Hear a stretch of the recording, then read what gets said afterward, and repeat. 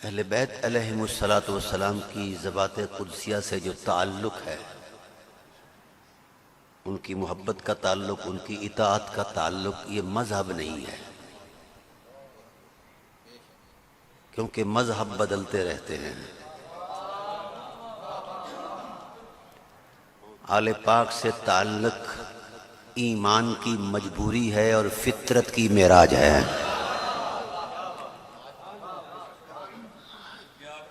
یہ میرے جذباتی الفاظ نہیں اور نہ کوئی مسلکی جوڑ توڑ ہے۔ تحقیق کے طالب علم کا کوئی مذہب مسلک نہیں ہوتا، حرمت دلیل ہی اس کی روشنی ہوتی ہے۔ تو جس طرح سید عالم صلی اللہ علیہ وآلہ وسلم نے قرآن اور اہل بیت کو جوڑ کر بیان کیا ہے، چاہوں گا اسی تسلسل کو آپ کو پیش کروں، کیونکہ یہ زمانہ فتنوں کا زمانہ ہے اور اہل بیت سے دور کیا جا رہا ہے۔ اور یاد رکھنا، حضور نبی کریم صلی اللہ علیہ وسلم کا نبوی فتویٰ ہے کہ جو شخص اہل بیت سے 1 سینٹی میٹر دور ہو جائے، فَصَارُوا حِزْبَ ابلیس، اللہ اس سے انسانیت چھین لیتا ہے۔ ایمان تو اس کا رہتا ہی نہیں ہے، انسانیت ہی چھین لیتا ہے، اللہ اسے ابلیس بنا دیتا ہے۔ جس خیال کی دنیا میں یہ الجھاؤ دیکھو، جس طبع کے اندر یہ رعونت دیکھو اور یہ خیال دیکھو کہ یہ اہل بیت سے دور جا رہے ہیں، کر رہے ہیں، تو اسے انسان کہنا جرم ہے، کیونکہ اہل بیت نبوت کوئی الگ سے تشخص نہیں ہے، یہ وجود نبوت ہی کا حصہ ہے۔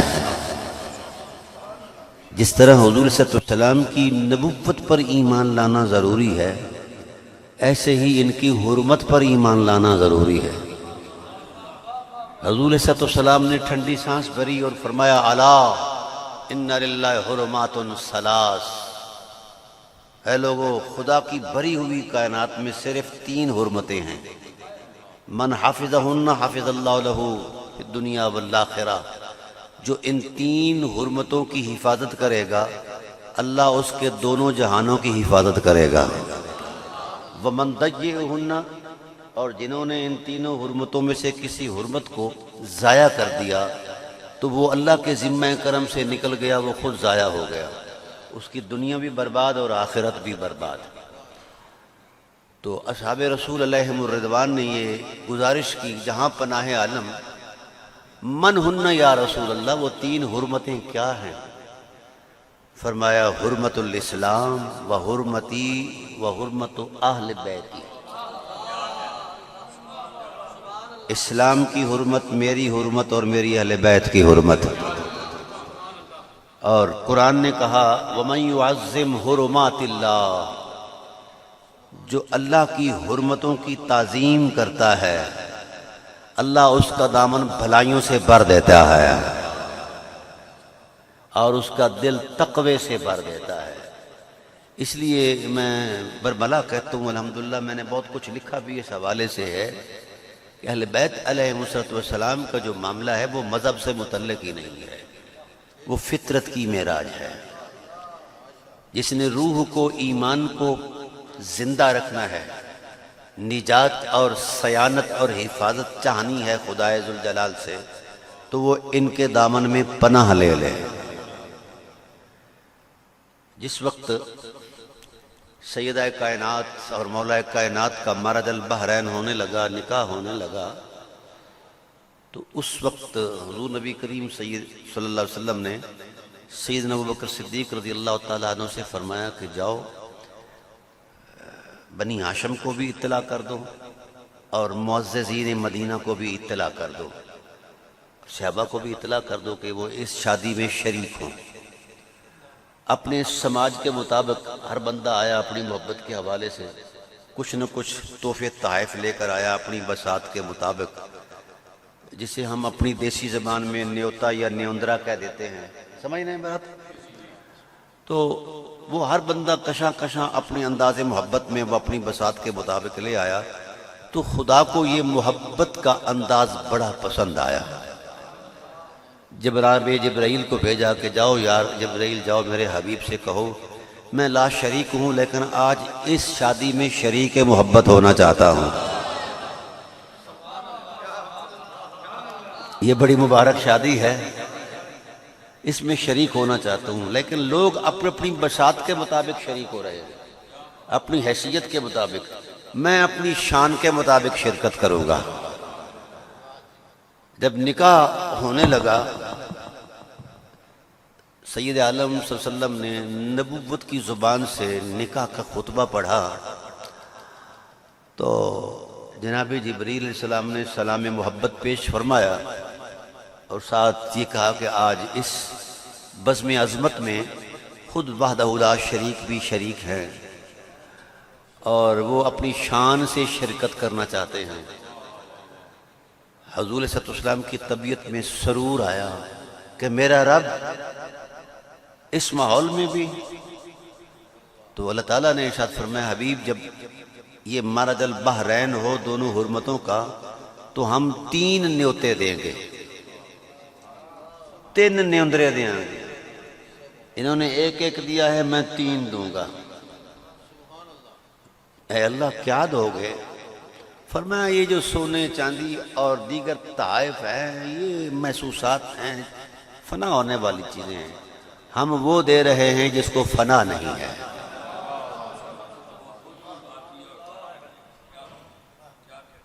ہاں وہ جس کو فنا نہیں ہے، اور وہ خیرات ہوگی ان کی۔ 3 نیوتے دیے، فرمایا ہم ابواب الرحمت و معادن الحکمت و امن الامہ۔ فرمایا ہم نے ساری رحمتوں کے خزانوں کو سمیٹ کر ان کے دامن میں رکھ دیا ہے، اور یہ میری رحمت کے دروازے ہیں، جس کو میری رحمت درکار ہو وہ ان کے دروازے پر آ جائے، زہرا دے بوئے تے آ جائے، علی دے دربار تے در اقدس تے آ جائے۔ ہم ابواب الرحمہ، یہ پہلا انعام ہے۔ ومعادن الحکمہ، ہم نے ان کے پیکر عصمت کو حکمت کی کان بنایا ہے، جس کو بھی حکمت درکار ہو وہ در علی پر آئے۔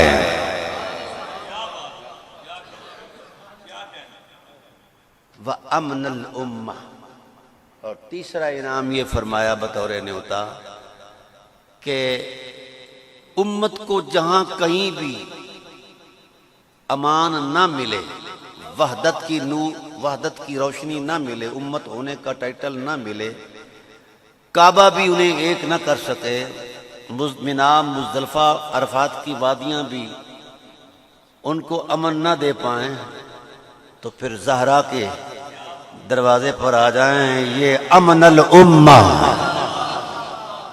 یہ امت میں امن ہے۔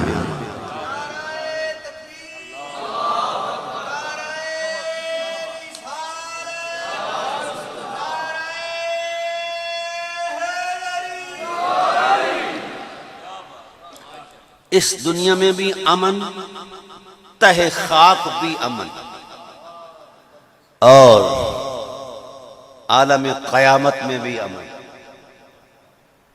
یہ چھوٹا رشتہ نہیں ہے، یہ وہ عظمت مآب رشتہ ہے جس کا فیصلہ اللہ نے لوح محفوظ پر فرمایا ہے، اور فرشتوں کے جرمٹ میں عالم انوار و تجلیات عالم امر کے تصور میں فرمایا ہے۔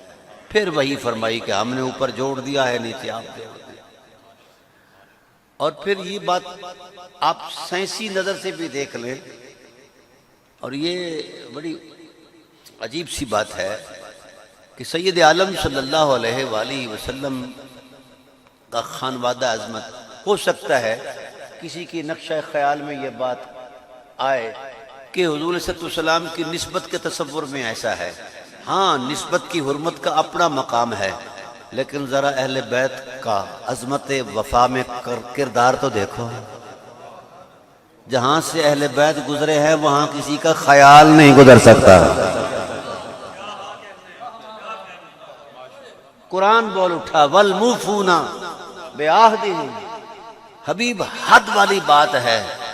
وعدہ الست میں کسی نے ہماری وفا سے متعلق کوئی وعدہ کیا تھا تو ہم نے اہل وفا کو آزمایا ہے۔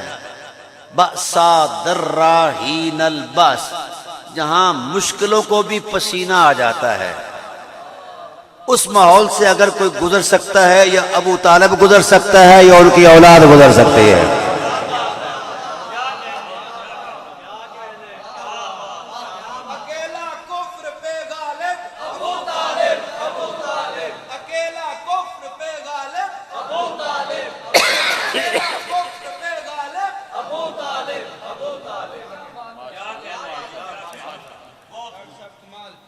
آپ اپنی ذرا محبتوں کے آپ گینے سجا کے رکھیں تو آپ کی محبت کی حرمت پر میں چاہتا ہوں کہ آج اگرچہ طبیعت میں بالکل تھکاوٹ انتہائی ہے، کئی دنوں سے مسلسل سفر ہے، لیکن آپ کی محبت میرے اندر کی دنیا کو بیدار کر رہی ہے۔ چاہتا ہوں کہ آج وہاں سے کوئی خیرات پیش کروں لے کر۔ یہ جو آپ کلمہ طیبہ پڑھتے ہیں یہ کتنا مقدس کلمہ ہے، جو پڑھتا ہے اس کا تن بھی پاک ہو جاتا ہے، من بھی، ہے نا ایسا؟ کبھی اس پر غور کیا ہے؟ یہ لفظ اور معنی کا تسلسل نہیں ہے، یہ ایک راز ہے۔ قرآن کریم نے کلمے کی تمثیل کو بیان کیا، کلمے کے تصور کو بیان فرمایا کہ کلمے کی حقیقت کیا ہے، اصل کلمہ کیا ہے، جو ہم پڑھتے ہیں وہ کیا ہے، اصل کلمہ کیا ہے۔ یہ قرآن کریم نے اپنے آیات بینات کے اندر بیان فرمایا۔ اللہ فرماتے ہیں الم تر کیف ضرب اللہ مثلا کلمۃ طیبۃ کشجرۃ طیبۃ، یہ جو کلمہ طیبہ ہے اس کی مثال تو ایک پاکیزہ درخت کی ہے، اصلها ثابت، اس کی جو اصل ہے، جڑ ہے، یہ تحت الثری کے سینے تک اتری ہوئی ہے، وفرعها فی السماء، اس کی شاخوں نے آسمان کو ڈھانپا ہوا ہے، اور یہ اتنی شان والا درخت ہے، ہر درخت موسم آنے پر پھل دیتا ہے۔ یہ اس وقت سے پھل دے رہا ہے جب وقت بھی کسی اکائی میں نہیں تھا۔ علماء تشریح فرما ہے لفظ ہین ظرف زمان مبہم کے لیے ہے، تو جہاں وقت کے دورانیے کا اندازہ نہ ہو پائے، جس کو وقت کے تعینات تھکا دیں، اس کو لفظ ہینہ کے ٹائٹل پر توتی اکلا کل حین، جہاں کہیں بھی زمانے کے تصور کی اکائیاں شروع ہوتی ہیں اس سے بھی پہلے یہ فیض دیتا ہے، پھل دیتا ہے۔ اور اس درخت کے پھل دینے کے اندر جو فیض بار قوت ہے وہ پانی نہیں ہے، کھاد نہیں ہے، بلکہ اذن الہی کا راز ہے جو کلمے کی اوٹ میں چھپ کر فیض دیتا ہے۔ وَيَضْرِبُ اللَّهُ الْأَمْثَالَ لِلنَّاسِ، اللہ نے یہ شاندار مثال لوگوں کو بیان فرمائی سادہ عظمت میں، لَعَلَّهُمْ يَتَذَكَّرُونَ، تاکہ لوگوں کو تذکر حاصل ہو، لوگوں کو نصیحت اور حرمت دین کا یقین آ جائے، زندگی کی رونق آ جائے۔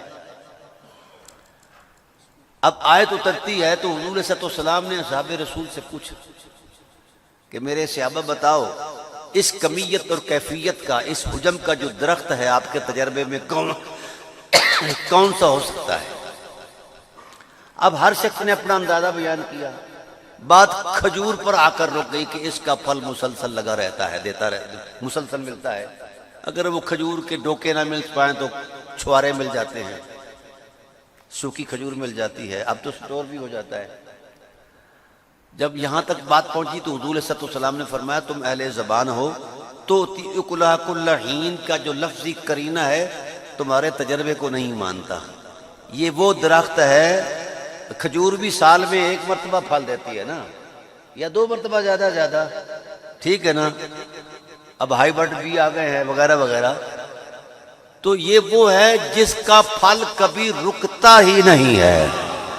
کل ہی، یہ لفظ کل کی تاکید بیان کر دی. ہر وقت پھل دیتا ہے، وقت کے تصور سے بھی پہلے دے رہا ہے، وقت کی اکائیوں کے بعد بھی یہ پھل دے رہا ہے، فیض دے رہا ہے.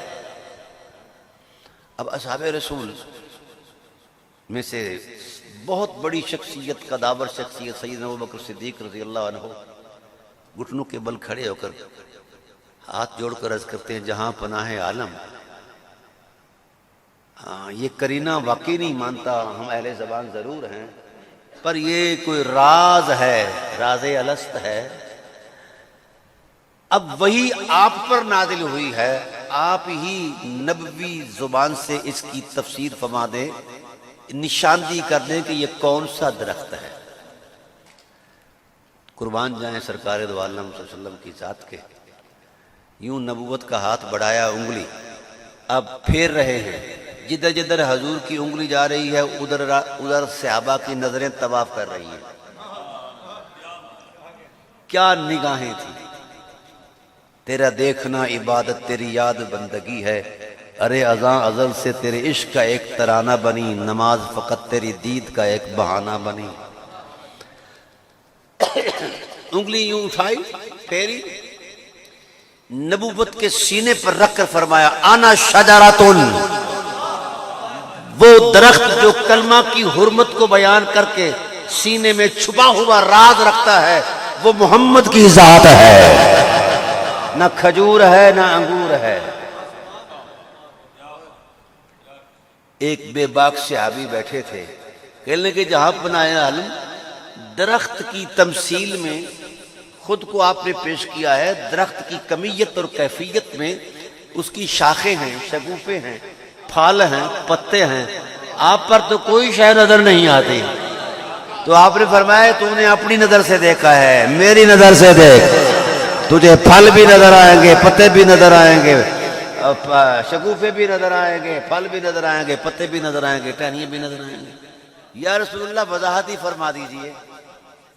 فرمایا انا شجراتن ولکاہها علی بن ابی طالب وحملها فاطمة بنت محمد وثمرها حسن والحسین والمحبون اہل بیتی ورقها انا فی الجنہ، لکاہها فی الجنہ، حملها فی الجنہ، ثمرها فی الجنہ، ورقها فی الجنہ، حقا حقا حقا کما قال.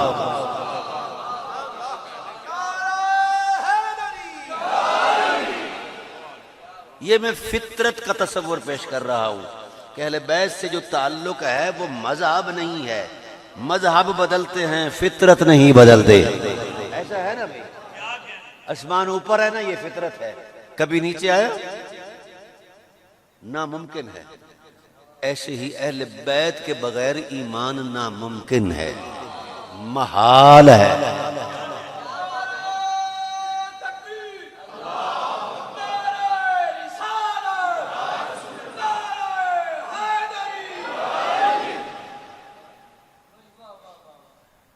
تو فرمایا میں درخت ہوں، علی شاخیں ہیں، زہرا شگوفے ہیں، حسن مجتبی اور شہید کربلا شگوفوں کے نرم پردوں میں پھل ہیں. اچھا میں اہل ذوق کی نظر یہ جملہ کر رہا ہوں، ہو سکتا ہے کہ اہل علم کو یہ ثقیل لگے. یہ جو ہم پھل دار درخت لگاتے ہیں، آم کا درخت لگایا، مالٹے کا لگایا، نیبو کا لگایا، سیب کا لگایا، مقصود درخت ہوتا ہے یا پھل ہوتا ہے؟ بس بات سمجھ آ گئی.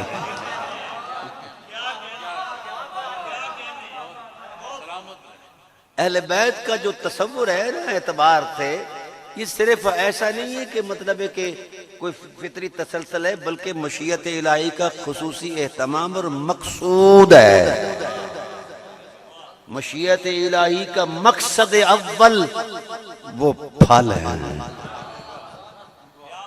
عام درختوں کے پھلوں سے، عام درختوں کے پھلوں سے ہمیں ہماری جان کے اندر انرجی پیدا ہوتی ہے، اور حسنین کریمین کے پیار کی لذت سے ایمان میں انرجی پیدا ہوتی ہے.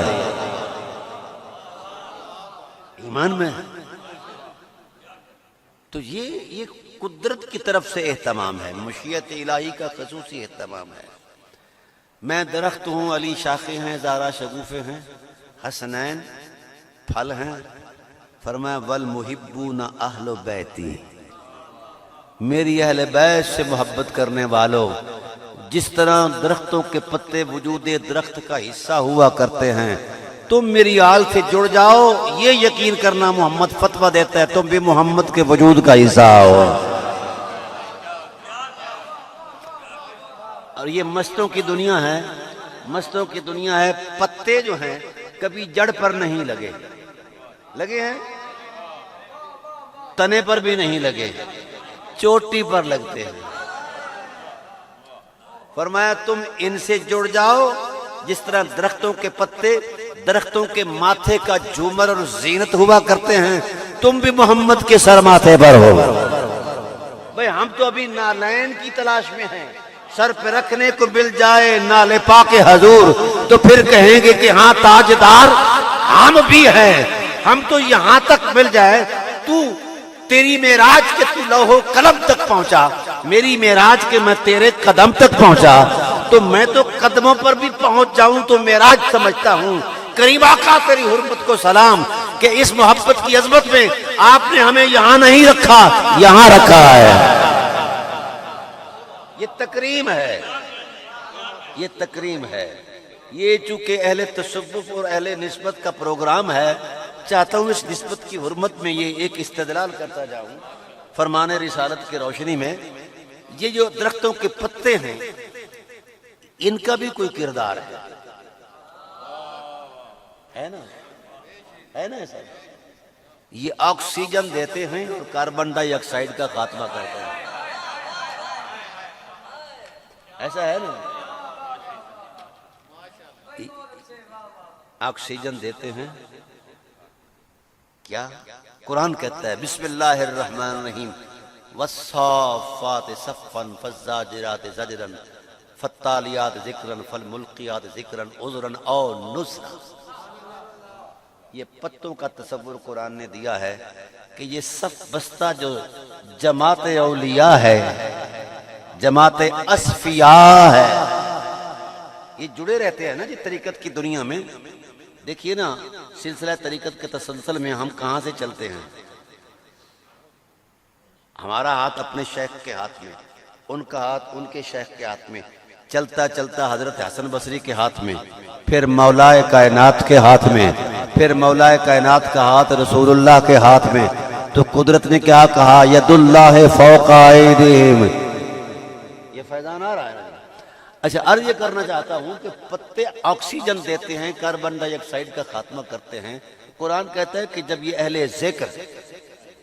ذکر کے زمزمے سے اپنی روح کو، زبان کو، خیالات کو، احساسوں کو اور وجود کو سجاتے ہیں تو یہ کائنات بھر والوں کے لیے یہ آکسیجن ہے۔ اور جب شیخ طریقت کے دربار میں کوئی آتا ہے اور توبہ کرتا ہے تو جو کاربن ڈائی آکسائیڈ اور گناہوں کی آلودگی ہوتی ہے اس اللہ کے ولی کی برکت سے وہ دور کر دی جاتی ہے۔ اور یہ بھی یاد رہے پتے جب تک درخت سے وابستہ رہتے ہیں ہرے بھی رہتے ہیں، بھرے بھی رہتے ہیں۔ جڑے رہیں تو ہرے بھی رہیں گے، بھرے بھی رہیں گے۔ اور جب کٹ جاتے ہیں پت جڑ کی موسم میں، خزاں کی موسم میں، ویڑے دے وچ ٹالی دا درخت ہوے، شرید ہوے، شتوت ہوے، پتے ٹھہ پیندے نے تے سک جاندے نے۔ تے ساڈیاں بیبیاں کی کردیاں نے؟ بوکر نال میل کے بننے کر کے تے اگ لا دیندیاں نے۔ اے ہے نا، کیونکہ ہن بیکار ہو گئے۔ بھائی بات سمجھان والے سمجھ گئے؟ جو ان سے جڑا رہے گا ہرا رہے گا، بھرا رہے گا۔ خدا کی غیرت نے، نبوت کی غیرت نے فیصلہ کر دیا ہے کہ جو ان سے کٹ جائے گا، جس طرح وہ پتے جلائے جاتے ہیں یہ ملا بھی جلائے جائیں گے۔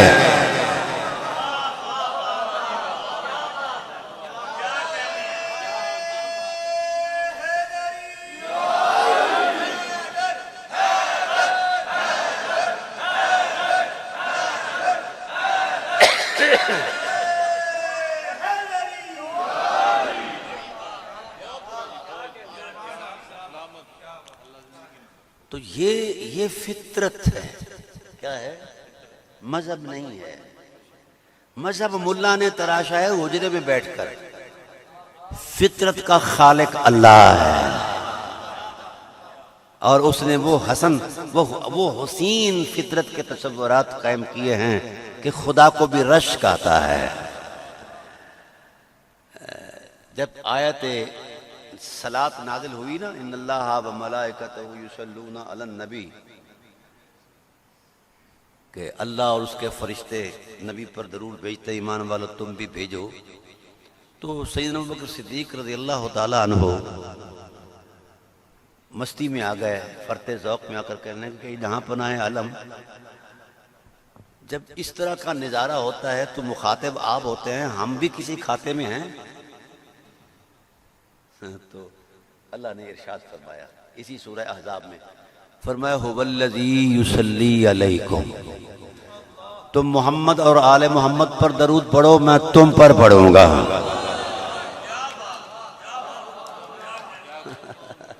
تم ادھر لگ جاؤ، میں ادھر لگ جاؤ. لیکن فرق یہ ہے کہ ان پر درود پڑھا جانا ان کی شایان شان ان کے مطابق ہے، اور تمہیں وہ ظلمتوں سے نکال کر نور کی طرف لائے گا.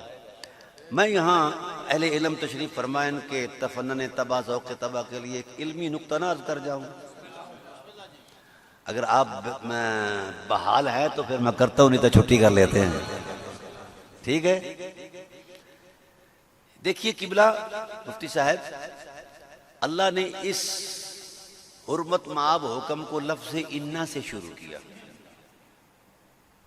لفظ انا جو ہے جملہ اسمیہ کی علامت ہے، یعنی اسم سے مراد جو نام سے شروع ہو جملہ، وہ اس کو عربی میں اسمیہ کہتے ہیں، جو فعل سے ہو اس کو فعلیہ کہتے ہیں، یا کام سے ہو.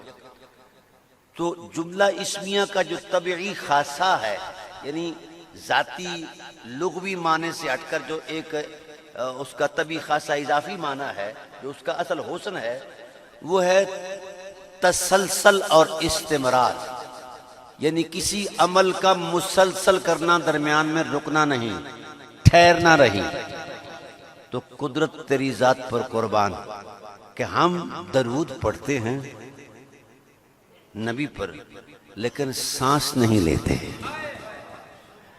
اپنے الوہی نظم کے ساتھ پورے تسلسل کے ساتھ پڑھ رہے ہیں. کب سے پڑھ رہے ہیں؟ جب کب کو بھی وجود نہیں ملا تھا. کب تک ہم پڑھتے رہیں گے؟ جب کب بھی نہیں رہے گا. میں اور میرے فرشتے یہی کرتے ہیں. ہم چاہتے ہیں یار یہ پیار کی عظمت ہے، تم بھی اسی عمل میں مصروف محبت ہو جاؤ. لیکن یہ اہل ایمان سے کہا، بے ایمان سے یہ ان سے کہا جن کا تعلق میرے حسین سے ہے، زہرا سے ہے. ہو سکتا ہے کسی کے نقشہ خیال میں یہ بات آئے، تو پھر ہم قرآن سے پوچھ لیتے ہیں کہ ایمان والے کون ہیں. ذالک الذی یبشر اللہ، سورہ زخرف. یہ جو لفظ ذالک ہے، یہ اس میں اشارہ بعید ہے، اور یہ بود رتبی کو بیان کرتا ہے. اے حبیب، ہم نے اپنے دامن میں ایک بلند مرتبہ بشارت جو ہے وہ چھپا رکھی ہے. اس سے اوپر نہ بلندی ہے نہ کوئی بشارت.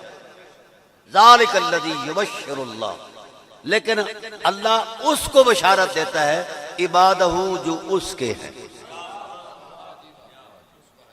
جو اس کے نہیں ہے اس کے لیے کوئی بشارت. اے اللہ تیرے کون ہیں؟ فرمایا عبادہ الذین آمنوا وعملوا الصالحات. حبیب جن کے من میں بھی تو رہتا ہے، تن پر بھی تو رہتا ہے، وہی تو میرے ہیں، باقی کوئی میرا نہیں ہے. عبادہ الذین آمنوا وعملوا الصالحات. اب بشارت کو اللہ نے چھپا کر رکھا.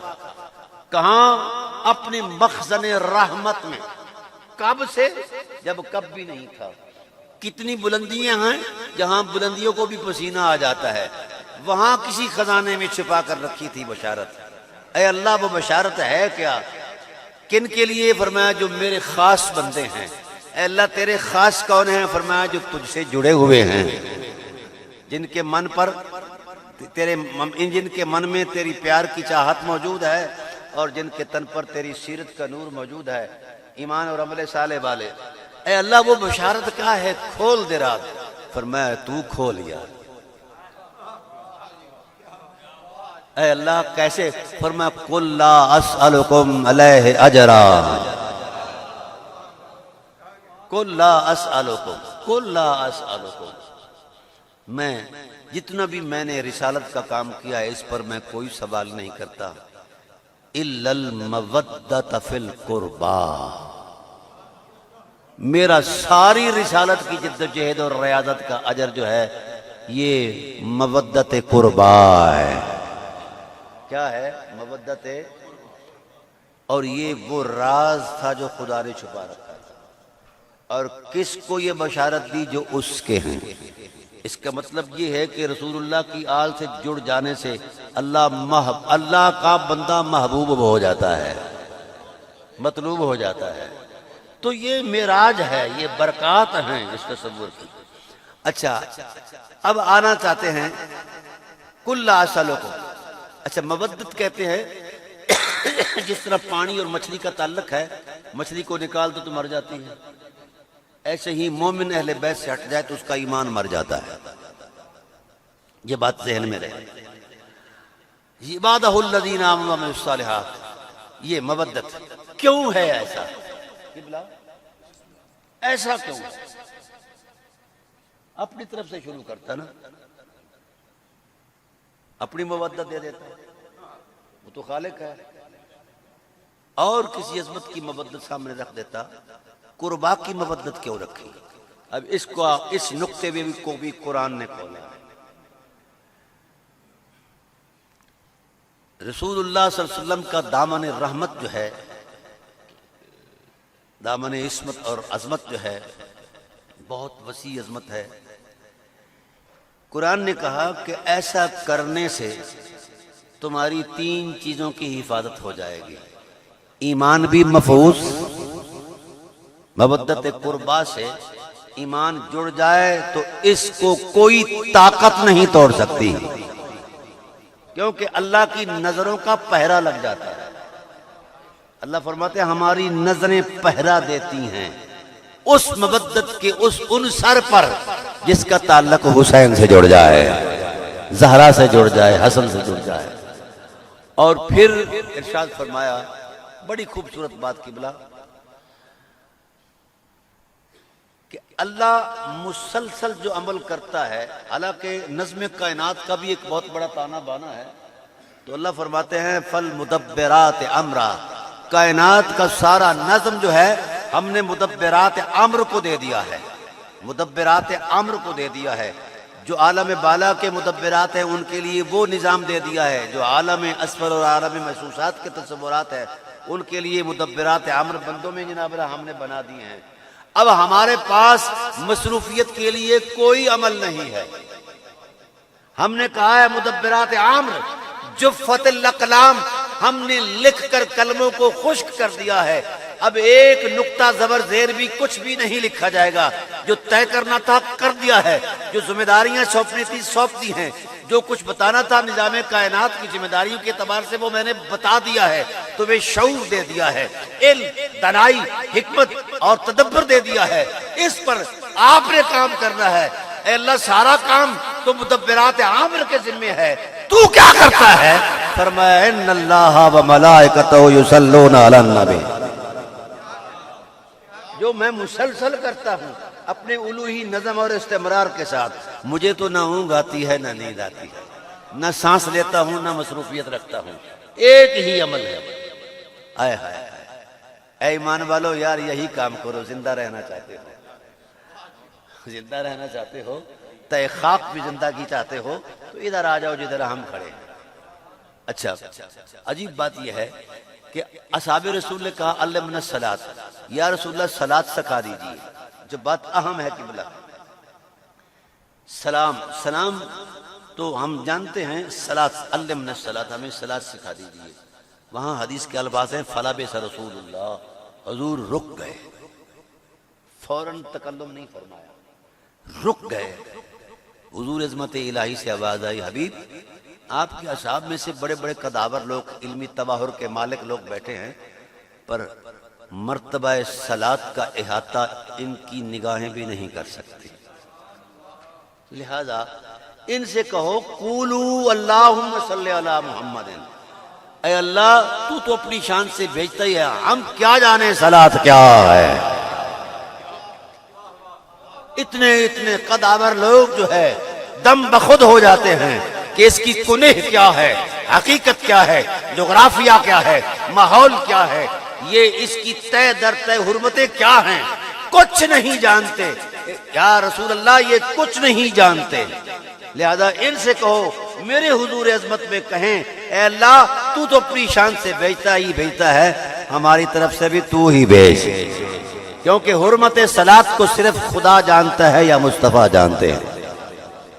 اب اس پر تو بہت ساری علمی گفتگو ہے، میں صرف ایک معنی عرض کروں گا۔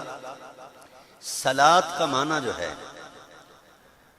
وہ عام لوگ درود کرتے ہیں، درود کا معنی کیا کرو گے؟ رحمت کر لو گے، رحمت کا معنی کیا کرو گے؟ کوئی معنی نہیں۔ پھر پلٹ کر صلاۃ کی طرف آؤ گے تو یہ دور لازم آئے گا۔ او بھائی بے معنی کلام اللہ کرتا نہیں ہے، یہاں معنی کا تعین کوئی نہیں ہے۔ امام ابو حنیفہ علیہ رحمہ سے پوچھا گیا کہ جی کیا کہیں پھر؟ فرمایا اس لفظ کا معنی علم، دلیل، لغت سے متعلق ہی نہیں ہے، یہ وجدان سے متعلق ہے۔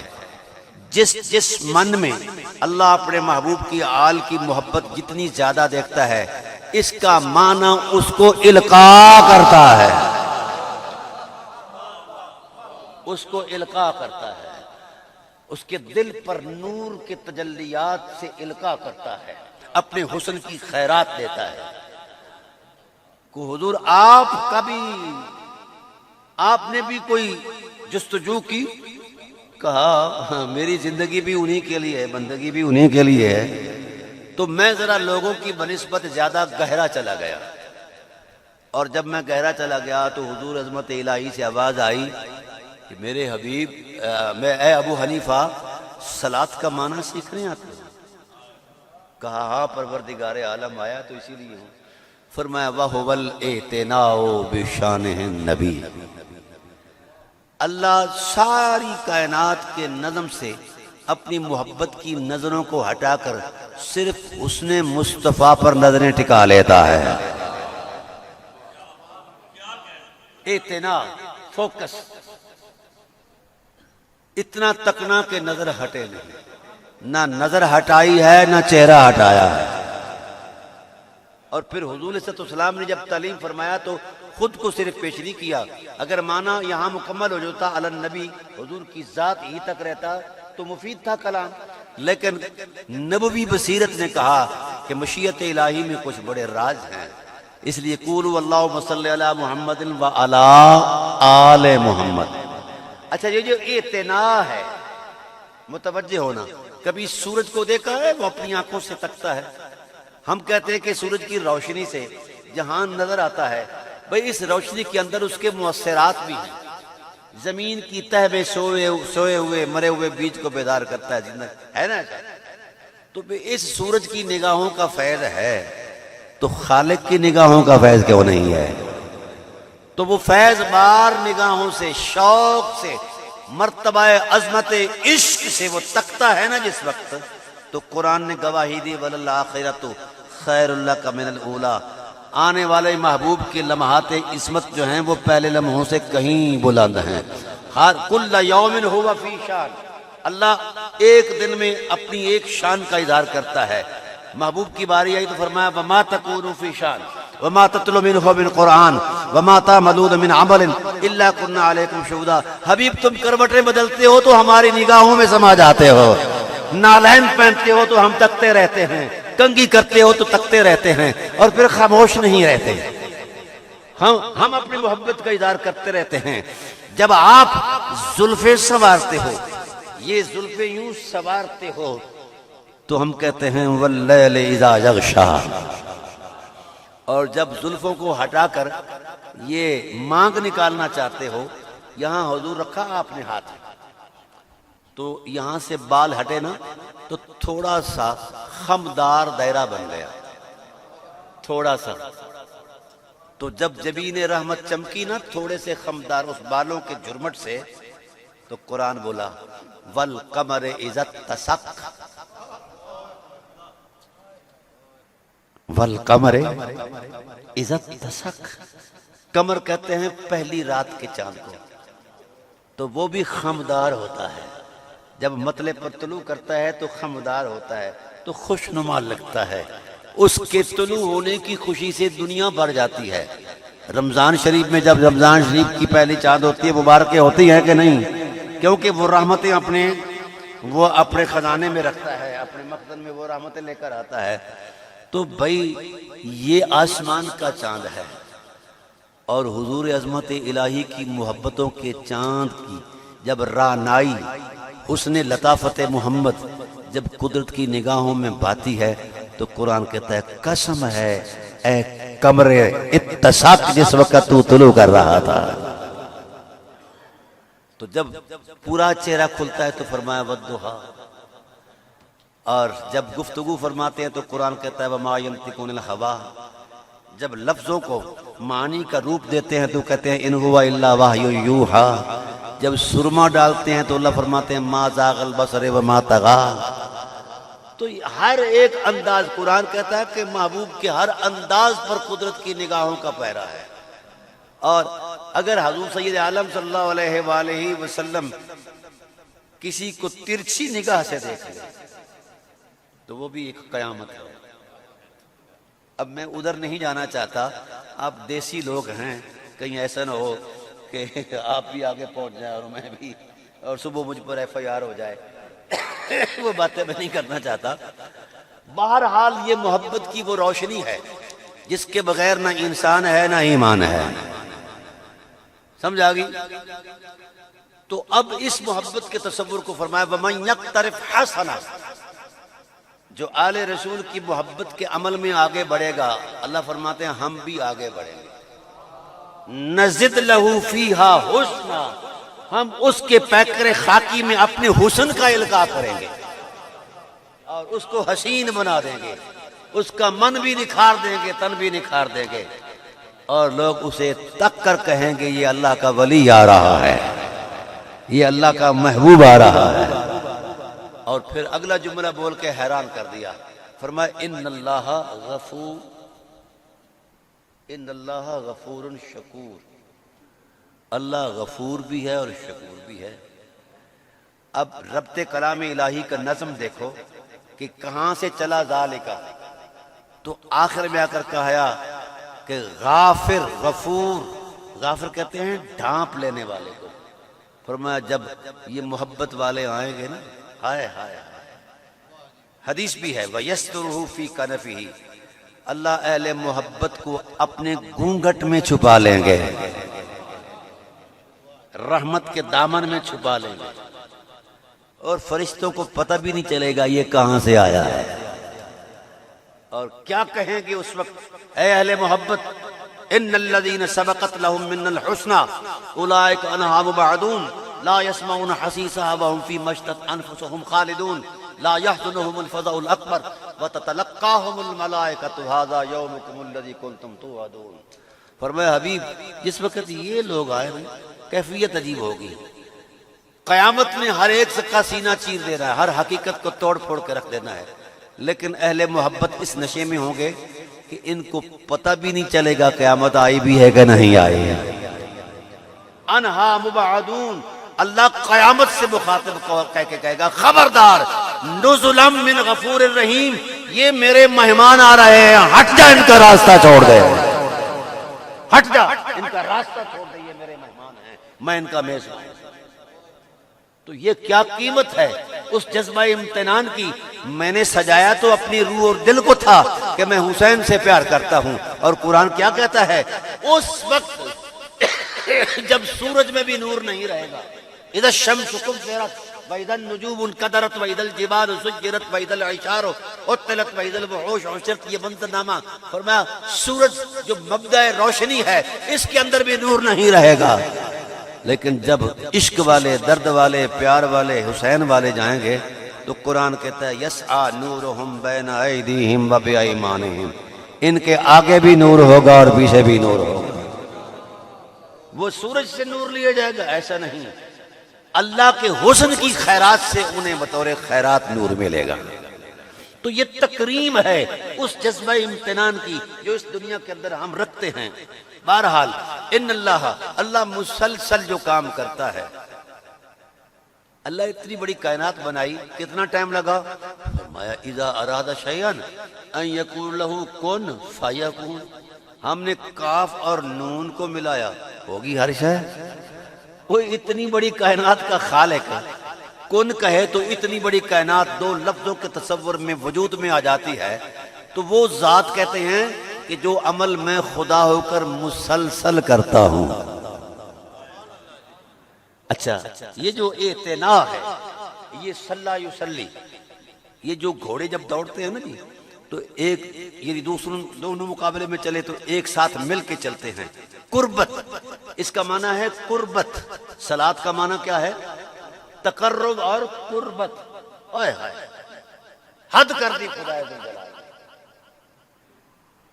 اللہ محمد آل محمد کو قربتیں عطا کرتا ہے اور پورے الوہی تسلسل کے ساتھ۔ کب سے کر رہا ہے؟ جب سے وہ اللہ ہے، اس کے لیے جب بھی مجاز ہے۔ کب تک ہے؟ جب تک وہ اللہ ہے۔ تو بھائی وہ قربتوں کا جو سفر ہے کب سے شروع ہوا کوئی اندازہ نہیں، اور ہر قربت میں نیا انداز ہے۔ یصلون علی النبی، یہ جملہ فعلیہ ہے، اور اس کا مطلب کیا ہے کہ تجدد اور تحدث۔ یہ جملہ فعلیہ کا طبی خاصہ ہے، تجدد اور تحدث، یعنی یہ نہیں کہ کوئی پرانی صفت و ثنا کی ہے تو پھر اسی کو دوبارہ دہرایا۔ فرمایا جو ایک مرتبہ شان بیان کر دے پھر اس کی باری نہیں آتی، ہم ہر لمحے نئی شان عطا کرتے ہیں۔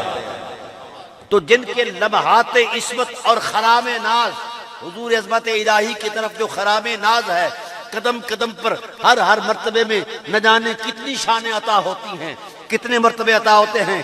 جب لمحات کے تصور میں ہم اسٹیمیٹ لگاتے ہیں، ایک سیکنڈ کے اندر 60 لمحہ ہوتا ہے، ایک سیکنڈ میں کہاں تک بڑی شان، پھر منٹ ہے، گھنٹہ ہے، پھر تو یہاں تصورات عظمت کب سے شروع ہوئے، یہ کائنات تو کل کی بات ہے۔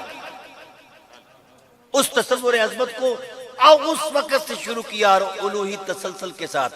تو جن کی شانیں اس وقت سے شروع ہوئی جب وقت بھی اپنے وجود میں نہیں تھا، ابھی تک تو خرام ناز کی شان مکمل نہیں ہوئی، ساری ذاتوں کی شان کیسے مکمل ہوگی؟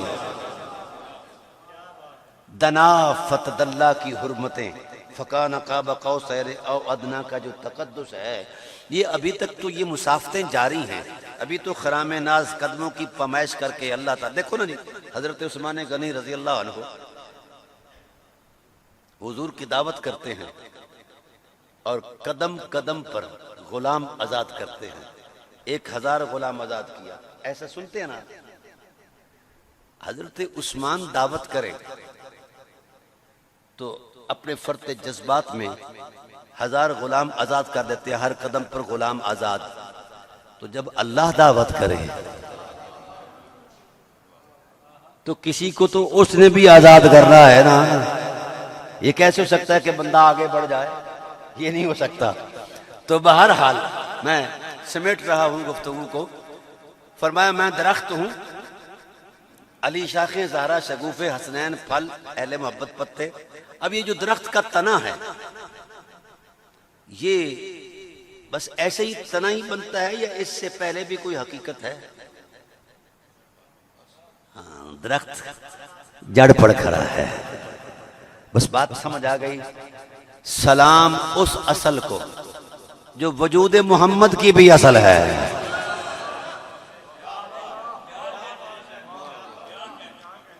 جو وجود محمد، حضور کی ذات کائنات کی اصل ہیں، اور حضور کے پیکر محسوس کی اصل ام محمد محسن عالمین مخدومہ کائنات حضرت بی بی آمنہ صلوات اللہ تعالی علیہ۔ اور اس اصل سے بھی پہلے ایک حقیقت ہے جسے جوہر کہتے ہیں، جسے تخم کہتے ہیں، جب تک تخم زمین پر نہیں بیجا جائے گا تو پودا نہیں ہوگے گا. وہ حضور کے والد گرامی ہیں. اچھا ہو سکتا ہے کسی کی نقشہ خیال میں قبلہ یہ بات آئے, یہ جذباتی تکلم ہے. آؤ ہم ذرا قرآن سے پوچھ لیتے ہیں. ہاں طبیعت آمادہ ہے نا. حضور علیہ السلام نے جبل ابو قبیس کی چوٹی پر کھڑے ہو کر نبوت کا اعلان فرمایا. کفار نے کہا انک لمجنون, ہم آپ کو نہیں مانتے, یہ تو مجنون والی بات ہے. نبوت چیلنج. حضور نے اپنی نبوت کی حرمت میں قرآن سنایا. انہوں نے کہا ان ھذا الا اساطیر الاولین, یہ پرانی کہانیاں ہیں. قرآن چیلنج. اب حضور علیہ السلام نے اپنی نبوت کی اعجازی شان جو ہے معجزات دکھائے ان کے کہنے پر. انہوں نے کہا ان ھذا الا سحر مبین. یہ تین اعتماد کی حقیقتیں چیلنج ہو گئی. اے اللہ اب کیا پیش کروں؟ فرمایا فقد لبثت فیکم امرا من قبلی, خود کو پیش کرو. آپ کو یہ صادق اور امین کہتے ہیں, حضور نے خود کو پیش کیا. کافر پھر بھڑکے. اب جب جواب کوئی نہیں تھا تو کہنے لگے مثل محمد مثل نخلۃ فی کبوۃ الارض او فی قباء الارض. محمد صلی اللہ علیہ وسلم کی مثال تو اس کھجور کے پودے کی طرح ہے جو کوڑے کرکٹ اروڑی کے ڈھیر پر اگائے. یعنی حضور کے والدین پر حملہ کیا انہوں نے, بس اللہ کی غیرت جلال میں آئی. فرمایا کمینوں تم نے میرے محبوب کے ماں باپ پر حرف اٹھایا. لقد جاءکم رسول من انفسکم, میرا رسول ان شان والوں سے آیا ہے جہاں شانیں بھی سجدہ ریز ہیں, جہاں نفاست معراج پذیر ہے. انفس جو ہے افعل کے وزن پر ہے. جس سے آگے نفاست اور عصمت کا تصور ہی ختم ہو جائے تو میرے نبی کی ماں کی پاک دامنی حرمت اور عصمت نے خدائے ذوالجلال کی توحید کو بھی بچایا, رسول کی رسالت کو بھی بچایا, قرآن کو بچایا, اعجاز نبوت کے تقدس کو بچایا. اتنی بڑی ماں ہے جس کے کردار نے ہر دین کی حرمت کو زندہ کیا ہے, بچایا ہے. عقیدے بیان. یہ صرف ایسے نہیں کہ حضور کے ماں باپ ہیں تب وہ شان والے ہیں, ان کا کردار ایسا ہے.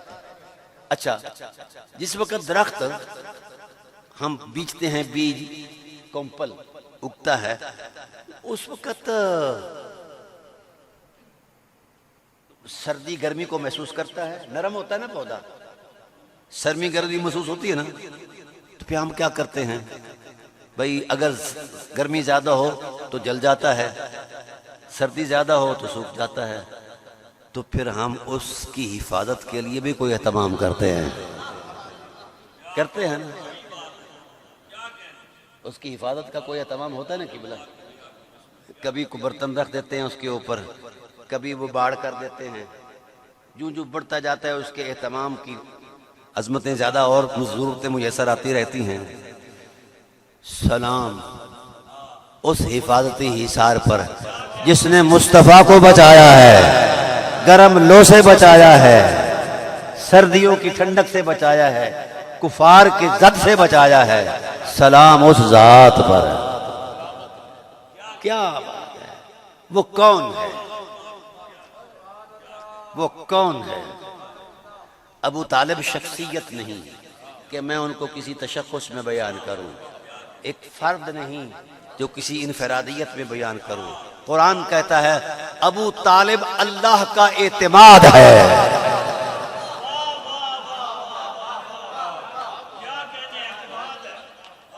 جس پر خدا نے خدا ہو کر اعتماد کیا ہے, ملا کیوں نہیں کرتا؟ یہ ڈرامے بازی جو کرتے ہیں, بھی کلمہ نہیں پڑھا, کلمے سے ہی پوچھو کلمہ بتا تجھے بچایا کس نے ہے. اور جو لوگ ان کے کلمے پر اعتراض کرتے ہیں, ان کا اپنا کوئی کلمہ کوئی نہیں ہے. یہ ڈرامے باز ہیں, ان سے پوچھو. میں کراچی قبلہ گیا ڈاکٹر صاحب, تو وہ یونیورسٹی کے اندر نا, وہ میرے ایک شاگرد نے پی ایچ ڈی کی ہے میری کتاب پر, عرفان ابی طالب پر نا, جس نے شیب ابی طالب پر پی ایچ ڈی. تو تقریب ہوئی تو وہاں یہ طوطے کبوتر کان شاں سارے آ گئے. اچھا ٹائٹل بھی یہی تھا, تو یہ کہنے لگے, کھڑے ہو گئے کہ ہم ڈاکٹر فریدی کو گفتگو نہیں کرنے دیں گے. اچھا جی, جی موضوع بدل لیں، پھر کر سکتے ہیں، کراچی ہمارا ہے۔ میں نے کہا بالکل تمہارا ہے، موضوع کیوں بدلیں؟ جس موضوع پر یہ تقریب ہے، سیمینار ہے، وہ کیوں بدلیں؟ کہنے لگے اگر نہیں بدلنا تو ابو طالب کے ایمان پر نص پیش کرو۔ میں نے کہا میں تو ناچنے لگ گیا، میں نے کہا ایک نہیں کہ 1000 پیش کروں گا، پر آپ لوگ مادر علمی بیٹھے ہیں، یونیورسٹی میں بیٹھے ہیں، اور آپ کے اداروں مدرسوں کے اندر بھی یہ ضابطہ ہے جو بندہ خود سرٹیفائیڈ نہ ہو کسی کو سرٹیفائیڈ نہیں کر سکتا۔ یعنی کوئی مستند عالم جو ہے وہی خاصہ عامہ کا امتحان لے سکتا ہے نا قبلہ، یا یونیورسٹیوں میں ایف اے اور بی اے کا امتحان وہی لے سکتا ہے نا جو پروفیسر ہو ڈاکٹر ہو۔ تو اگر نص سے ہی ایمان ثابت ہوتا ہے تو مولویوں پہلے اپنے ایمان پر نص پیش کرو، پھر مجھ سے لو۔ اب یونیورسٹی کا ماحول تو ہینڈ کلیپنگ شروع ہو گئی، مولویوں کی چھٹی ہو گئی، لیکن وہ ڈھیٹ ہوتے ہیں نا جی، ملا ہو اور ڈھیٹ نہ ہو یہ نہیں ہو سکتا، ملا ہو اور پلیت نہ ہو یہ بھی نہیں ہو سکتا، ملا ہو اور شودا نہ ہو یہ بھی نہیں ہو سکتا۔ یہ میرے الفاظ نہیں، میں حدیث سناتا ہوں۔ حد ہو گئی یار، ایسا دبے بے کے چٹے تو کالے کیتے نے، اللہ دا فضل ہے۔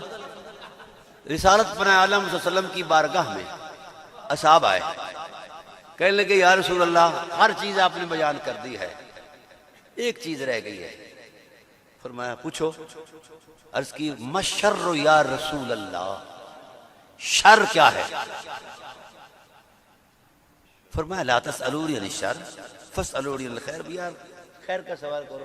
یا رسول اللہ ہم شر کا بوتھا دیکھنا چاہتے ہیں کہ کیسا ہے تاکہ بچ پائیں۔ اب چاہیے تو یہ تھا کہ حضور علیہ السلام ابلیس کا نام لیتے، نہیں لیا، اور کسی کبھی المنظر چیز کا نام لیتے، نہیں لیا۔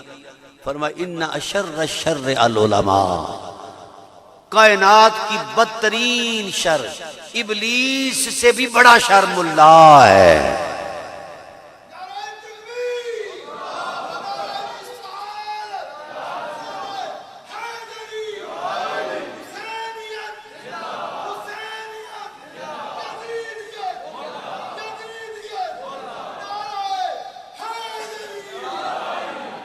کائنات کا اشر الشر، صرف شر نہیں کہا، سب سے بڑا، یعنی ملا سے بڑا شر نبوت کی نظر میں ہے ہی نہیں۔ پھر فرمایا شرار الخلق العلماء، خدا کی مخلوق میں بدترین مخلوقات ہے نا قبیح المنظر، اور سب سے بدترین مخلوق جو ہے وہ خنزیر ہے، ایسا ہے نا، اس سے بھی اگر کوئی بدتر وجود ہے تو وہ ملا کا ہے۔ یہ فرمان رسالت مسند احمد بن حنبل کی حدیث ہے، اور یہ اشر شر والی تو مشکات کے اندر بھی ہے، باب الاعتصام کے اندر۔ تو بھائی جب رسول کی نظر میں یہ چیزیں پتہ تھا کہ وہ باہر سے کچھ ہے، اس کے من میں علی نہیں رہتے، اس کے من میں علی نہیں رہتے، وہاں شر ہوتا ہے۔ تو دوستان محترم، میں اختصار کی طرف آتا ہوں، وائنڈ اپ کرنا چاہتا ہوں۔ یہ جناب ابو طالب علیہ السلام کی بابت یہ کیوں طوفان اٹھا؟ اس کی وجہ یہ تھی کہ ابو طالب علیہ السلام کا جو اسوہ عظیمت ہے وہ اسلام کی طاقت ہے، نبوت کی طاقت ہے، توحید باری تعالیٰ کے عقیدے کی قوت ہے۔ بس دیکھو نا، اور میں اکثر اوقات کہا کرتا ہوں 50 سالہ عرصہ حیات ہے، کتنا؟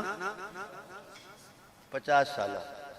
قبلہ معذرت کے ساتھ مجھے کوئی بندہ ثابت کر کے دکھائے کہ 50 سالہ عرصہ حیات میں حضرت ابو طالب علیہ السلام کا آنکھ لگانا تو دور کی بات ہے، آنکھ جھپک کر دکھائی ہو۔ عظمت وفا میں کدھر چلے گئے؟ خاص کر شیب ابی طالب کا جو ماحول ہے، اس ماحول کی عظمت میں جا کر دیکھو تو 85-86 سال کا بابا ہے، نقاہت ہے، مقتل نبوت پر بیٹے کو سلاتا ہے۔ اگر آپ بے شک مجھ سے بعد میں لڑ لینا، ایک بات آ گئی ہے خیال کی دنیا میں، سقیفہ بنو سعدہ کے اندر جس وقت خلافت راشدہ کا انعقاد ہوا، سیدنا ابوبکر صدیق رضی اللہ تعالیٰ عنہ کو خلیفہ بنایا گیا، تو جناب عمر فاروق رضی اللہ تعالیٰ عنہ نے استدلال کیا قرآن کی آیت سے۔ وہ کہتے ہیں کہ ثانی اثنین اذ ہما فی الغار اذ یقول لصاحبہ لا تحزن ان اللہ معنا، ہے نا، ہم پڑھتے ہیں ان کی فضیلت میں، کوئی شک نہیں ان کا یہ پروٹوکول ہے۔ غار ثور کے ماحول کے اندر سارا غار پروٹوکول تھی، پانی کا مشکیزہ، بکری کا دودھ، تازہ کھانا، ڈرائی فروٹ، بکری کا جالا، کبوتری کا انڈا، کئی ہزار فرشتوں کی کھیپ، ٹیلی کمیونیکیشن، حضرت اسماء بنت ابی بکر وغیرہ وغیرہ سارے اہتمامات تھے۔ پھر بھی قرآن نے یہ ٹائٹل دیا اور حضرت عمر نے اس ٹائٹل کو وجہ فضیلت سمجھا، سقیفہ بنو سعدہ کے اندر استدلال کر کے کہا کہ ان کی شان میں یہ آیا ہے، لہذا خلیفہ اول یہ ہونے چاہیے۔ امت نے ہاتھ دے دیے، سبحان اللہ، انتخاب ہو گیا خلیفہ کا۔ لیکن کس بنیاد پر کہ یہ افضل ہیں؟ ہم میں سے کوئی بھی ثانی اثنین کا ٹائٹل نہیں رکھتا، یہ ان کی انفرادیت ہے، خصوصیت ہے۔ میں نے اسی چیز کو سامنے رکھا کہ جو شخص 3 دن 3 رات اس پروٹوکول غار کے اندر پہرا دے، اس کو اہل سنت افضل البشر بعد الانبیاء کہتے ہیں۔ 3 دن، اور جو 3 سال تک مقتل نبوت پر سویا ہے قتل ہونے کے لیے، اس کو ہم کیا کہیں گے؟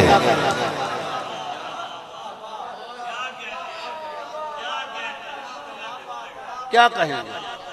اس لیے قرآن نے ان کو نہ صحبت میں بیان کیا ہے نہ معیت میں، قرآن نے ان کو نفس رسول کہا ہے۔ قربتوں کے وہ تصورات قائم کیے جہاں جس سے آگے قربت کے سارے دائرے ختم ہو گئے۔ یہ فرط جذبات نہیں تھا بلکہ عظمت کردار کا تقدس تھا، عظمت کردار کا ایک تقدس تھا۔ اور پھر شب ہجرت بھی ننگی تلواروں کے سائے میں علی ہی سوئے ہیں۔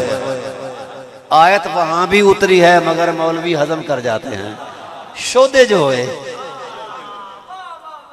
انہوں دی گندی فطرت، شودہ پن، ذہنی عیاش، ہمارا مسلک بے تیرے تے وہی نازل ہوئی ہے دلیا، تینوں شرم نہیں ہوندی؟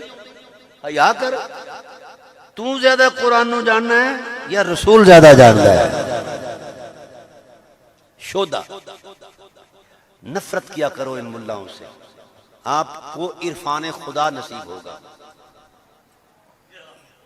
میرے اندر جو آپ برکات دیکھتے ہیں نا، فیضان تو نہیں کا ہے نا، میں ان کمینوں سے نفرت کرتا ہوں، اللہ مجھے عرفان دیتا ہے، قرآن کی برکات دیتا ہے۔ اس لیے میں نے قرآن سے ہٹ کر کبھی گفتگو کی نہیں ہے۔ مولوی کے سامنے میرا نام لے دو تو وضو ٹوٹ جائے گا، شودے جو ہے، حوصلہ ہی نہیں ہے۔ مذہباں دے دروازے اچے، اے راہ عشق دا موری ہو، اے عالم فاضل لنگن نہ دین دے جو لنگدا سو چوری ہو، پٹ پٹ اٹا وٹے مارن درد مداں دے کھوری ہو، راز ماہی دے عاشق جانن کی جانن یار گلوری ہو، ان گالڑیاں نو کی پتہ محبت کیا ہے۔ اچھا، اب حضرت ابوبکر صدیق رضی اللہ تعالیٰ عنہ کو افضل البشر کہا گیا ان کے اس تصور عظمت اور وفا اور ایثار کی عظمت میں، ہے نا؟ تو افضلیت یہاں آ کے اہل سنت کے خیال کے مطابق، اور جس نے اس سے بلند کردار دیا تو افضلیت نیچے رہ گئی، وہ افضلیت کے تصور سے بھی اوپر چلا گیا۔ ایک کردار ایسا تھا قبلہ جو ہر کردار سے کہیں بلند تھا، یہ غار ثور والا 3 دن 3 رات کا کردار تھا، یہ شب ہجرت میں وہ تلواروں کے سائے میں سونا بھی ایک کردار تھا، اور شیب ابی طالب میں مقتل نبوت پر قتل ہونے کے لیے سونا بھی ایک کردار تھا، اور ایک کردار ایسا ہے جس کا ٹائم پیریڈ نہ 3 سال ہے نہ 3 رات ہے، وہ 50 سال ہے۔ اب جو بات عرض کرنے لگا ہوں، سینے پر ہاتھ رکھ کے سننا ہے، اس کو ہضم کرنا ہے، ذمہ داری سے عرض کر رہا ہوں۔ مجھے بتایا جائے افضل البشر کا ٹائٹل تو لے گئے غار ثور والے، اور دوسری ذات اس فضیلت سے بلند ہو گئی جان رسول بن گئے. اب جو کردار تھا وہ باقی تھا، مرتبے مک گئے. فضیلت کے تصورات اب نفس رسول سے آگے پھر ذات رسول ہی ہے. اب حضور کی ذات کے ہوتے ہوئے یا آپ کے بعد کوئی رسول ہو سکتا ہی نہیں. ختم نبوت کا الہی اعلان موجود ہے خاتم النبیین کا. اب اللہ تعالیٰ نے فرمایا ان اللہ لا یضیع اجر المحسنین. محبوب ہم کسی بھی محسن کا احسان ضائع نہیں کرتے. کسی عام آدمی کا احسان ضائع نہیں ہوتا. اور جس نے تیری ذات پر احسان کیا ہے ہم اس کو کوئی مرتبہ نہ دے، یہ کیسے ہو سکتا ہے؟ اے اللہ مرتبے تو بڑھ دیتے نہیں ہونے تو یہ پیچھے رہی کوئی شے نہیں ہے. فرمایا میرے وسعت رحمت تے ویکھ میں کی کردا. شریعت بھی قائم رہے گی تے اساں پیار تے وفا دی عظمت دا بھی حوالہ پیش کریں گے. اے اللہ پھر ہوں کی کرنا ہی؟ وہ افضل البشر بعد الانبیاء بن گئے، علی نفس رسول قرار پائے. ہوں اگے رسالت ہے تو رسالت دوسری ہو نہیں سکتی. ہوں کی کرنا ہے؟ فرمایا محبوب ہم دانا ہیں، حکیم ہیں، سنو ہماری حکمت. کیا لطیف بات کہی. فرمایا غار ثور والا افضل البشر قرار پایا، یہ اس سے بھی بڑھ گئے وفا کی عظمت میں. والموفون بعہدہم، کمال کے ہیں وہ بندے جنہوں نے وفا میں انتہا کر دی. اب یہ جو 50 سالہ کردار ہے بابے کا، مرتبے نہیں رہے جو دینی تصورات ہم نے قائم کیے ہیں. ویسے تو اللہ تعالیٰ کے ہاں تو پھر ہر شے ہے نا جی. تو میرے حبیب پھر ہم نے کیا کیا؟ الم یجد کا یتیما فآوا.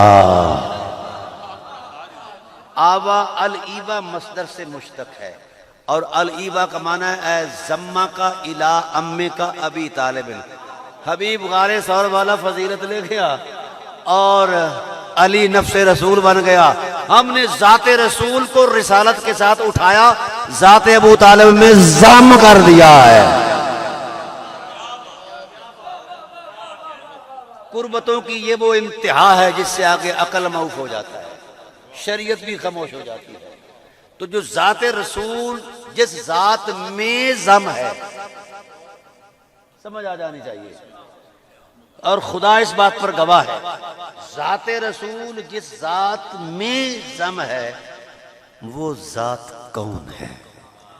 اب اس کو کیا کہیں گے؟ رسول تو کہہ نہیں سکتے کیونکہ رسالت کا ختم نبوت کا اعلان الہی اعلان ہے. تو کچھ تو کہیں گے.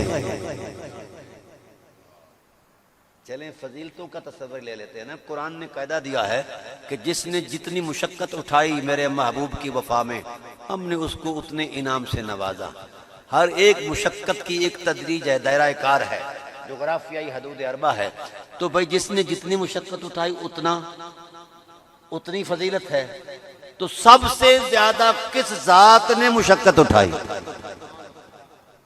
میں کوئی اگر یہاں اہل تشیع بیٹھے ہیں تو میں ان سے بھی یہ سوال کرتا ہوں کہ میں عراق میں خطاب کرنے گیا، وہاں مولا کائنات کے حرم میں، تو وہاں کے علماء نے مجھے ریکویسٹ کی کہ آپ امامت پر لکھیں، ولایت پر لکھیں. میں نے کہا جی اچھا. جو میں نے کہا شیعہ کی امامت ہے وہ تو میں مانتا نہیں، سنی ہوں. میں تو قرآن والی امامت مانتا ہوں. میری بات کا غصہ نہ کرنا، آپ کو لطف آئے گا. تو قرآن کریم نے نصاً جس کو امام کہا ہے وہ حضرت ابراہیم ہے جی. کہنے لگے جی ہاں. میں نے کہا جی بالکل. امامت سے پہلے مقدمہ امامت ہے. راہ جاتے ہوئے جذباتی امام نہیں بنایا جاتا.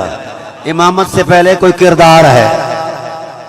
تو بھئی اس کردار کی عظمت میں دیکھو جناب ابراہیم علیہ السلام کو آزمایا اللہ نے. اذ ابتلی ابراہیم ربہ بکلمات، بہت ساری آزمائشوں سے، جان کی آزمائش، مال کی آزمائش، حتیٰ کہ اکلوتے بیٹے کی آزمائش ہے نا ایسا. لیکن اس کو بھی چھری سے بچا لیا گیا دمبا دے کے. ایسا ہے جس کا ایک اسماعیل جائے اسے بھی فدیہ دے کر چھڑا لیا جائے. وہ تو للناس امامہ ہے.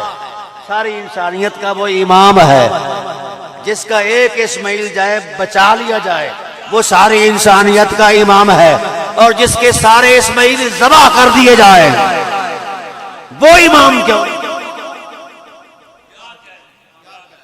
وہ امام کیوں نہیں؟ تو پھر میں نے وہاں خطاب کرتے ہوئے کہا کہ جس طرح اس امت کا آخری مہدی امام مہدی علیہ السلام ہیں، امام محمد مہدی علیہ السلام ہیں، یہ اس امت کے مہدی ہیں، اور ملت ابراہیم کے جو مہدی ہیں وہ حضرت ابو طالب علیہ السلام ہیں۔ اتنی بڑی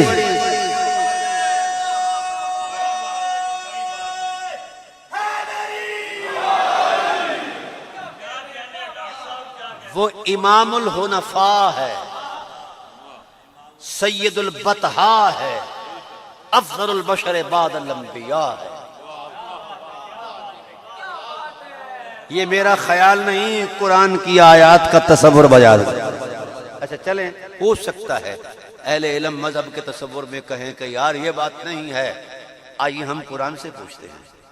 قرآن کا اسلوب یہ ہے کہ جس نے بھی رسول اللہ سے وفا کی ہے وہ قرآن کی آیت کا حصہ بنا ہے، معنی بنا ہے۔ ایون کہ اگرچہ کسی شخص نے 2 سیر جو دیے وہ بھی قرآن بنایا گیا۔ الذین یلمزون المطوعین من المؤمنین فی الصدقات والذین لا یجدون الا جہدهم فیسخرون منهم سخر اللہ، یہ پورا ایک پیٹرن ہے۔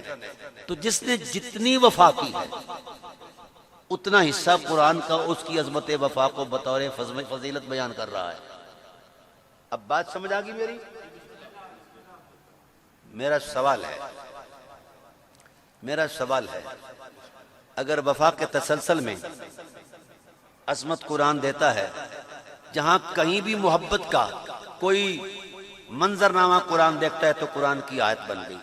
غار ثور میں بھی تو کوئی محبت کی تحریر تھی نا، اس کا کوئی عنوان تھا نا، اس لیے کہا ثانیہ اثنین، ایسے تو نہیں کہا بھئی حضرت ابوبکر صدیق کو ابن ابی قحافہ کے ٹائٹل پر تو کچھ نہیں ملا نا، وفا کی حرمت میں وہ اترے اور اتنے آگے چلے گئے کہ حدود نہیں رہی، ان کو افضل البشر کے ٹائٹل پر ہم بولتے ہیں۔ ہاں سبحان اللہ، ان کا پروٹوکول یہ بنتا ہے۔ مجھے یہ بتایا جائے کہ جس وفا سے جناب ابو طالب علیہ السلام گزرے ہیں، دیکھو قرآن نے کہا ابراہیم الذی وفا، ابراہیم وفا کا امام ہے، اور وہ وفا کے تصورات میں آپ کو پیش کر چکا ہوں۔ بھائی جو شخص اتنی قربانی دے وہ وفاؤں میں امام ہے، اور جس کی 4 نسلیں ذبح ہو جائیں اس کو امام کہتے ہوئے کیوں شرماتے ہو؟ اچھا اب منظرنامہ کیا ہے؟ مولا کائنات کو روزانہ بلاتے ہیں، ہر باپ جن لوگوں کی اولاد ہے وہ سمجھتے ہیں ان چیز کو، ہر باپ کے ارمان ہوتے ہیں کہ میرا بیٹا بڑا ہو، میرے سہارا بنے، فلاں فلاں فلاں، ہے نا، افسر بنے۔ ابو طالب تیرے ارمانوں کی حرمت پر سلام۔ وہ کہتے ہیں اصبرن یا بنی فالصبر احیا کل حی مسیر الی الشعوب فالصبر بلاء والبلاء الشدید لفداء الحبیب وابن الحبیب۔ فرمایا بیٹے صبر بھی بڑی چیز ہے، پر صبر سے بلند بھی ایک عظمت ہے، وہ میرے محبوب پر قربان ہونا ہے، فدا ہونا ہے۔ یہ ابو طالب ہی کہہ سکتے ہیں اور کوئی نہیں کہہ سکتا۔ تو جہاں بھی قرآن وفا تکتا ہے وہاں تو غار ثور میں قرآن آیا، اور پھر قرآن کا اسلوب بھی ہے، یہ آپ یہ بھی سنتے ہیں علماء سے کہ 12 دن 15 دن 17 دن فترت کا زمانہ رہا، وہی نازل نہیں ہوئی، رکی، ہے نا ایسا۔ پھر سید عالم صلی اللہ علیہ وآلہ وسلم پریشان ہو گئے، لوگوں نے تانے دیے کہ محمد کا خدا چھوڑ گیا ہے وغیرہ وغیرہ، تو پھر یہ قرآن نزول شروع ہو گیا۔ جو ذات والا صفات 12 دن یا 15 دن نزول وحی کے انقطاع کو برداشت نہیں کر سکتی تو اس نے 3 سال کیسے برداشت کیے؟ میرا سوال ہے پوری امت پر، اہل علم پر۔ میں نے عربوں پر یہ سوال کیا، وہ ابھی تک ان کے پاس جواب نہیں آیا۔ تو اسلوب کلامی الہیہ ہے، جہاں وفا ہے وہاں قرآن ہے۔ تو شیب ابی طالب کے کٹھن حالات جیسی وفا کا تصور کہیں ہے؟ تو پھر 3 سال تک جو قرآن نازل ہوتا رہا، جو شخص وفا کے تصور میں جہاں کردار دیتا ہے اسی شخصیت کو کوڈ کر کے قرآن بیان کرتا ہے۔ حضرت عمر نے جو کردار دیا، قرآن کی آیات آئیں، اسی شخصیت کو سامنے رکھ کر مفسرین نے نشاندہی کی، رسالت کی زبان نے نشاندہی کی، ہاں ایسا ہی ہے۔ تو بھئی سب وفاؤں کو جمع کریں، سرکار ابو طالب کی وفاؤں کا 3% بھی بن جائیں تو میں وڈرا کر لوں گا، اپنا مقدمہ ہٹا لوں گا۔ تو شیب ابی طالب کے اندر جتنا قرآن نازل ہوا، تقریباً 2100 آیات نازل ہوئی ہیں، ان آیات کا کل معنی ذات ابو طالب کے علاوہ کوئی نہیں ہے۔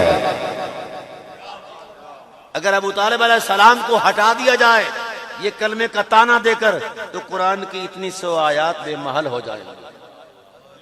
یہ لوگ تجدید ایمان کریں، کیا سمجھتے ہو؟ اور دیکھیے وصال فرمانے لگے نا تو اپنی اولاد کو جمع کیا، کیا کہا؟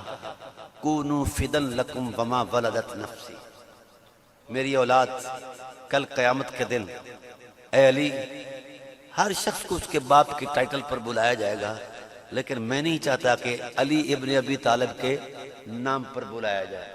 بابا آپ کیا چاہتے ہیں؟ فرمایا اذا عد النفوس مہتدا، میں چاہتا ہوں کہ اس دن یہ کہا جائے جو نفس رسول ہے وہ آ جائے، جو نفس رسول ہے۔ قرآن نے 23 سال بعد نفس رسول کہا علی کو، ابو طالب علیہ السلام نے 23 سال پہلے کہا۔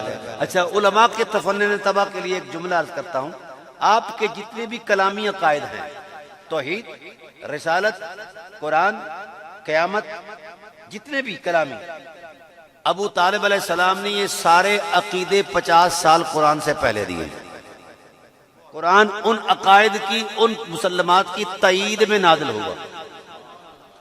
جبل ابو قبیس پر جب حضور نے کلمہ توحید کیا نا بیان، تو لوگوں نے کہا ہم نہ کہیں گے نہ کہنے دیں گے۔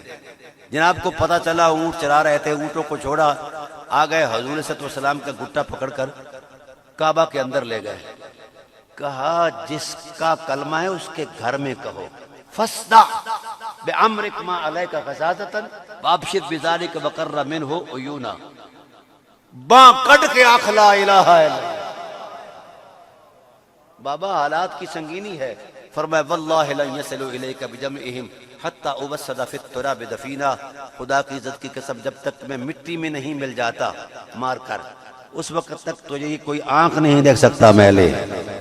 اس لیے میں کہتا ہوں کہ ابو طالب صرف شخصیت نہیں، خدا کی غیرت کا عنوان ہے۔ اللہ کی الہی جو غیرت ہے اس کا یہ مظہر عتم ہے۔ کہتے ہیں بڑا عجیب سا یہ فلسفہ، کونوا فدن لکم وما ولدت نفسی، میرا وہی ہے جو محمد کے نام پر ذبح ہو گیا ہے۔ کفار نے بغلے بجائیں کہ بابا جا رہا ہے، بابا جا رہا ہے، اب راستہ صاف ہے، تو سکرات موت کی حالت میں اٹھ کر بیٹھ گئے۔ کہا میرے جانے پر تم خوشی کر رہے ہو، تمہارا راستہ صاف ہے؟ ان علی وجعفر ثقتی عند اہتدام الامور القرب، فرمایا میں جا رہا ہوں، میرا اعتماد باقی ہے۔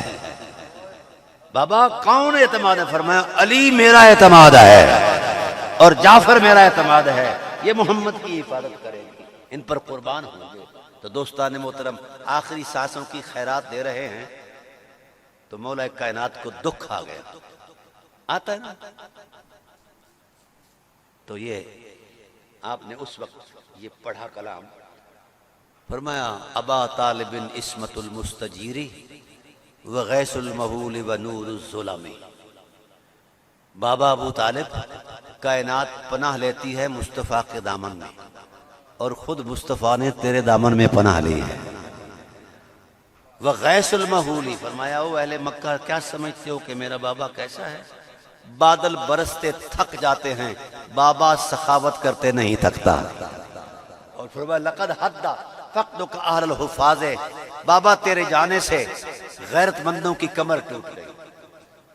اب غیرت مندوں کے سامنے آپ نہیں ہیں تو ہماری غیرت کا ماحول کیا ہوگا؟ اور جملہ بولا جو مذہب کو توڑ رہا ہے. کہا قرآن میں آیا اِنَّا لِلَّهِ وَإِنَّا إِلَيْهِ رَاجِعُونَ. جب کوئی دنیا سے جاتا ہے تو ہم یہ استرجاع یہ راجعون پڑھتے ہیں، ہے نا ایسا کہ یہ ہم اللہ کے لیے تھے، اللہ ہی کی طرف جا رہے ہیں. فرمایا وَلَقَّاكَ رَبُّكَ رِضْوَانَهُ. یہ ذرا جگر پر ہاتھ رکھ کے سننا، یہ مولا مولوی کی بات نہیں، مولا کی بات کر رہا ہوں. مولوی تو کہتا ہے کہ کلمہ نصیب نہیں ہوا، ایسا ہی ہے نا جی. اب مولا کیا کہتے ہیں؟ جو عینی شاہد ہے، ان بیچاروں کو کیا پتا. وَلَقَّاكَ رَبُّكَ، کہا میں اپنی ولایت کی بصیرت سے دیکھ رہا ہوں، لوگ اللہ کی طرف جاتے ہیں پلٹ کر، اور اللہ تجھے لینے آیا ہے، تیری ملاقات کے لیے آیا ہے. وَلَقَّاكَ رَبُّكَ رِضْوَانَهُ، اور اپنے دامن میں ساری اپنی رضاؤں کا نور لایا ہے اور تیرے اوپر نچھاور کر دیا ہے. لَقَدْ كُنْتَ لِلْمُصْطَفَى خَيْرُ أَمِينَ، کیونکہ آپ نے وفا میں انتہا کر دی ہے.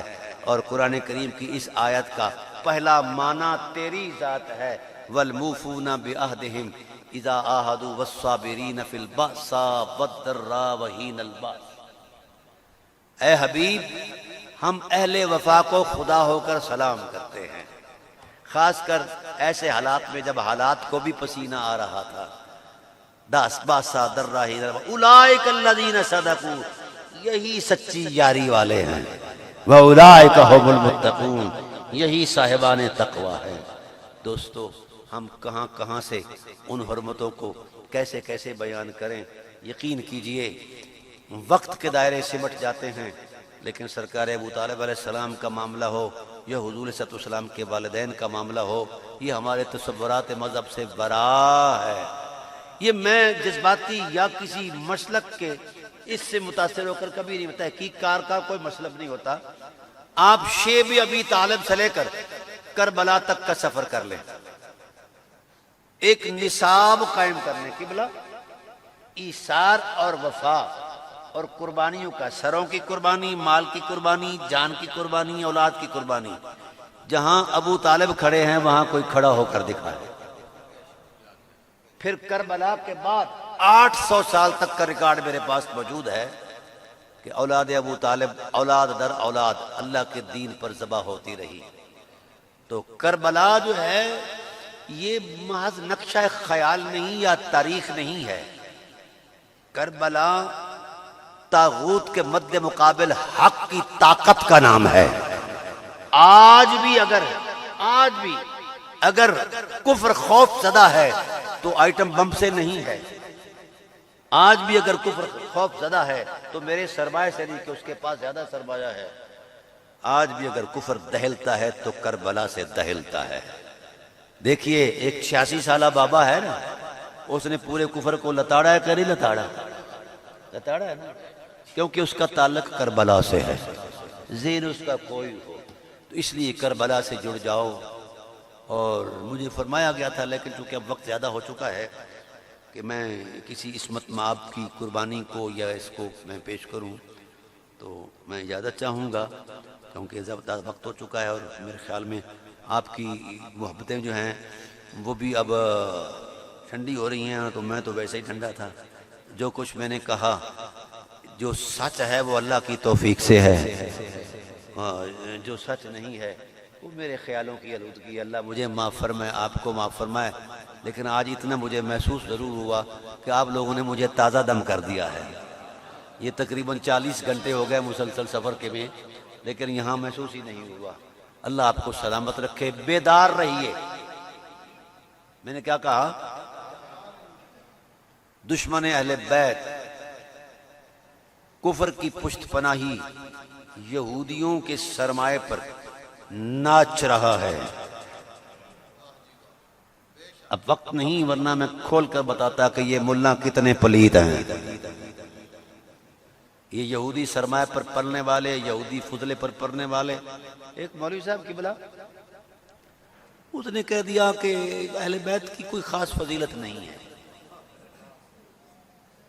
مولا علی کی کوئی خاص فضیلت نہیں. میں نے کہا چلو جی ٹھیک ہے، میں نے کہا مولوی بتاؤں؟ مولا حسین پاک 2-2.5 سال کے ہیں تو کھجوریں آئیں، لیکن وہ صدقہ کی تھی. بچے تھے، اٹھایا کھجور کے دانے کو اور منہ میں ڈالنے لگے تو حضور کی نظر پڑ گئی.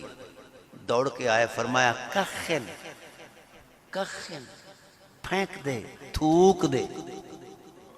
ہی اوساخ المال، یہ مال کی میل ہے. حسین تو وَيُطَهِرَكُمْ تَطْهِيرًا کی معراج ہے، تیرے مزاج کی حرمت کے خلاف ہے کہ تو میل کھائے. ہے نا ایسا؟ نہیں کھانے دیا نا، صدقہ حرام ہے، اہل بیت پر نہیں کھانے دیا. میں کہا مولوی جیڑا حسین نے تھکیا سی تو چٹ کے مسلمان ہوئے ہیں. مولوی بنے ہیں تو چٹ کے مولوی بنے ہیں. اوہ جدی تھک نے تینوں پالیا دلیا، تینوں شرم نہیں آندی؟ اس حسین تے گل کردا ہے، اس اہل بیت تے گل کردا ہے. ایسے ہے نا قبلہ، صدقوں پر پلتے ہیں نا یہ مولوی. اوہ نمک حرام ہو جدہ تھکیا چٹ کے عالم محدث بنے ہو، انہوں تے بکواس کرتے ہو. اس واسطے بیدار رہو. اللہ میری آپ کی حاضری کو شرف قبولی سے سرفراز. وما علینا